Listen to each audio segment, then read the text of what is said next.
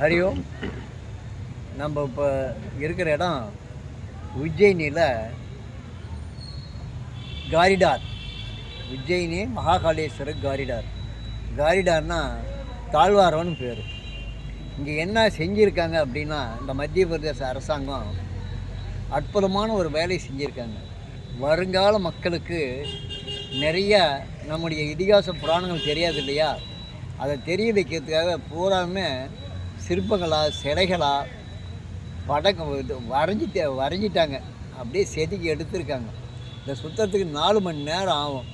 என்னன்னா, நம்முடைய 18 புராணங்கள் இருக்குது. லிங்க புராணம், மத்ஸ்ய புராணம், என்ன இந்த மாதிரி சிவபுராணம், சிவமகாபுராணம், இந்த மாதிரி நிறைய இருக்குது. அந்த மொத்தம் 18 புராணங்கள் இருக்குது, ஆகமங்கள் இருக்குது, உபநிஷத்துக்கள் இருக்குது, இதிகாசங்கள் இருக்குது. மகாபாரதம், ராமாயணம், இந்த மாதிரி கந்தபுராணம், இந்த மாதிரி அதுக்கு கதைகள் எல்லாமே அப்படியே உண்மையாக இங்கே சிற்பமாக செதுக்கி வச்சுட்டாங்க. அந்த கதைகள் அதெல்லாம் படிச்சிருந்தாக்க அந்த சிற்பங்களை பார்த்தோன்னு புரிஞ்சுக்கலாம். அவ்வளோ அற்புதமாக இருக்குது.